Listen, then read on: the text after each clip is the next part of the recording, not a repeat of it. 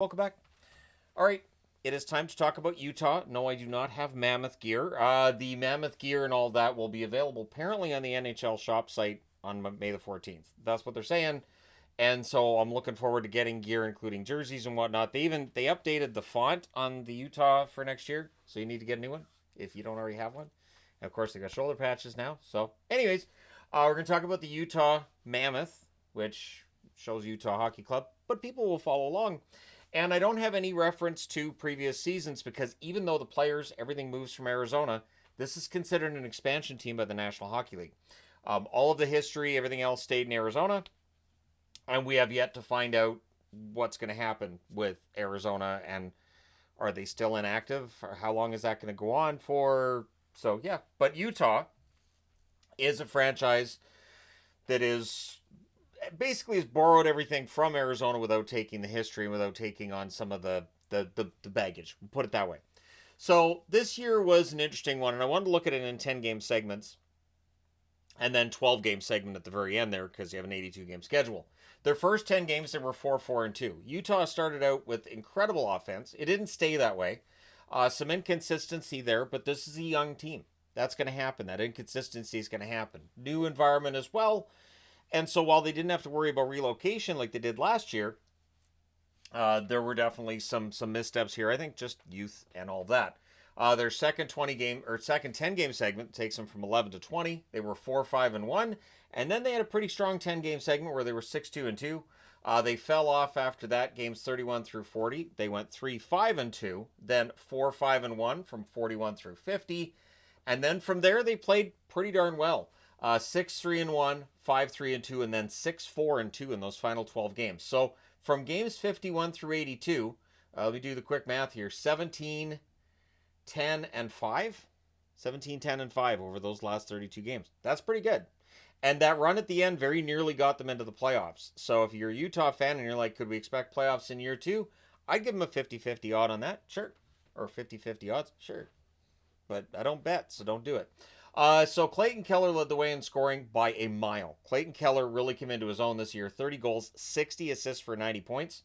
At some point in his career, I do think Clayton Keller gets that 100-point season. Has to. Logan Cooley, 75 games, 25 goals, 40 assists for 65 points. Love Cooley's game, his speed, everything. Just Utah has a lot of really good young players.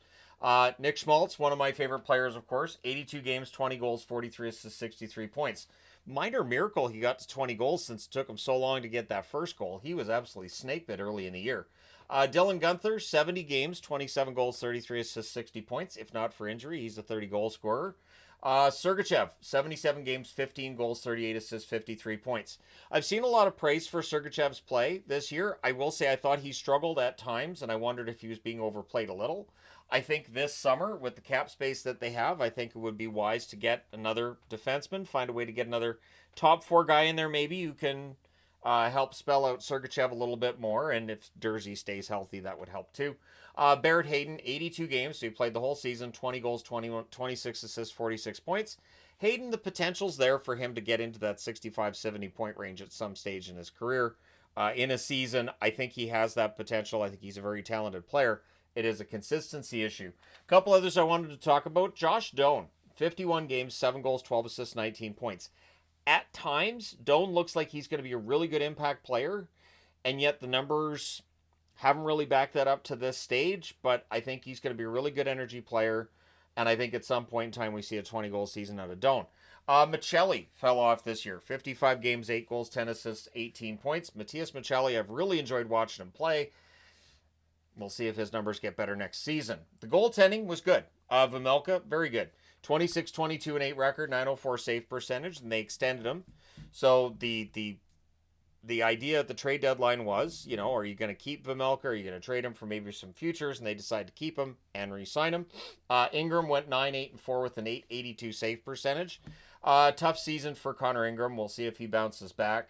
Stauber, 2-1-1 with an 892 save percentage. Villalta had a win in his appearances. I think he had multiple games in there. 903 save percentage overall. So the question I would have with Utah is whether or not they keep Vejmelka and Ingram as the tandem next year. Ingram's contract is very reasonable if they decided to make a change at the backup position. I'm not saying they will, just saying if they decide to. So their goal scoring wasn't in the upper half. 2.93 goals scored per game for 21st in the league. And at times this year they were scoring at will. They have the speed, they have the skill. It's a matter of that consistent consistency game to game. 3.01 goals against per game leaves them 17th, so right around the middle of the league. Their power play was 10th at 24.2%. Their penalty kill 15th at 79.3%. So the overall numbers for Utah were pretty good. And if you look at the shots per game, they had 28.5 shots per game as opposed to 27.7 shots against per game. So definitely some reason for optimism. Then you look at their cap space on July the 1st. They have $22.31 million in cap space, and they don't have a big name RFA to worry about this summer. McBain is the only RFA of note that they have to deal with this summer, and you'll probably get a bridge deal, so it shouldn't be a problem. If we're looking at UFAs, Bukestad, I think he probably stays, probably on a decent cap hit there. Carconi may very well be on his way out. And then you have Bortuzzo and DeSimone. Both of them picked up during the season. If they leave, there's definitely some depth in the organization to make up for that. Looking at their current contracts, at the time Clayton Keller signed his extension, which was years back, it looked risky. But right now, that $7.15 million cap hit, what a huge bargain. Absolutely huge bargain with Keller. 2028 is when that contract is up. So that's pretty good for him because by 2028, he could be asking for 14, 15 million. We're going to see some guys get crazy amounts of money over the next few years. Nick Schmaltz, very reasonable contract, $5.85 million contract per season. That's up next summer. Sergachev, $8.5 million cap hit till 2031. Definitely reasonable for what he provides. Dursey, $6 million cap hit is fine as long as he's playing.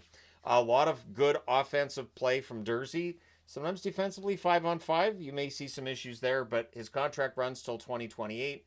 And if Dursey's healthy the full season, that could help to keep Sergachev's numbers at least a little bit down, or help at least having him in the lineup. Vejmelka, $4.75 million cap hit till 2030. Very reasonable for Vejmelka. He's not a top 5 goalie in the league. I don't know if I'd put him in the top 10. I'd have to look at all the numbers and come up with a list and then post that on the video online for all you fine people on the internet. So I can find out where I'm wrong. But yeah, Vejmelka I think is a good goaltender and doesn't cost them a playoff spot. We'll put it that way. He's definitely better, I would say, than some of the other goaltenders in the NHL that play for playoff teams. So I'll go that far. So yeah, the picture's pretty bright for them. Now, they don't have any extra draft picks this year because they weren't looking to add. But in the event that they decide to try to entice via trade a player into their ranks, if they decide to go the trade route, they have 3 second-round draft picks next year. Next year's draft is considered pretty good, so if they decide to move a couple of those second-round draft picks, there would be takers. They have 2 third-round draft picks next year and 2 fifths. So there's some extra draft capital for them should they decide to use that. And their upcoming players, they have some good ones here. THG Store, who can play any forward position, and that's important. So we'll see how he does in training camp, and if maybe he earns himself a spot in next year's lineup, and what that makes their top 6 look like. Because honestly, Utah's top 6 is pretty good, and it is very similar to what I was saying about Arizona last year, where Arizona, it felt like it kind of turned a corner, and then sadly end up moving to Utah. And I don't say that as sadly for fans in Utah or just in general. Just there were a lot of fans I had talked to who are Arizona fans over the years. It's just a shame, but it does happen with sports. Now, other prospects they have, Dmitry Simashev on the blue line could very well end up being a defenseman that takes a lot of time and helps to spell out Sergachev and take some of that responsibility. And Maverick Lamoureux is still seen as a good prospect. He got into a few games for Utah this year and could very well end up being a top 4 defenseman at some point in his career. And Daniel Boot, who is a forward, plays left wing, is considered to be a pretty solid prospect for Utah as well. Though there would probably have to be some work done on his game before he'd be able to play at the NHL level. He might need some time in the AHL kind of thing. But there are some really good prospects here for a team that already has a pretty excellent young roster. Now, the arena that they play in, there's been a lot of talk about, how few fans there are and all the blocked seating. They're working on getting rid of the obstructed views. And I think as soon as this coming fall, those obstructed views should no longer be a problem in the lower bowl. And the capacity, once they're done with all the renovations, will go from 11,131 for the National Hockey League up to 17,000. They're also adding 800 seats to the capacity for basketball, but that's not really a big deal to hockey fans, is it? And there doesn't seem to be that much crossover. When they had their season ticket drive, and it was revealed that there weren't a lot of people who were Utah season ticket holders who went for season tickets for hockey for Utah. I would think there's two reasons for that. One, I don't think there's as much crossover between the two sports as the broadcasters seem to think. Like the scheduling of the NHL to stay away from the NBA, I've never quite understood because I don't know how much crossover there is there. But yeah, there's also the money aspect. You may not have the money to say, hey, I'm a season ticket holder for the Jazz. I think I'll shell out thousands more dollars for the new hockey team. So we'll see if that really is the case or not as the years go by here. If there is a large spillover between Jazz fans and Mammoth fans. But again, no Mammoth on the board. And I wasn't drawing a Mammoth either because low tech videos or not, my Mammoth would it would not be a good picture. So their general manager, Bill Armstrong's done a very good job of building up the youth. I think if they could find a good veteran forward to come in and help these guys out, that'd be great. I don't think it's 100% necessary. This is a team that almost made the playoffs with the roster as is. And with the amount of cap space they have, they may very well be able to find the pieces necessary to beef this lineup up enough so that they're a playoff team next year. We shall see. Andre Tourney as coach. Does he stick around? One thing that interested me was when the NHL did their the NHLPA did their player poll on which coach would you not want to play for. Tourney was high.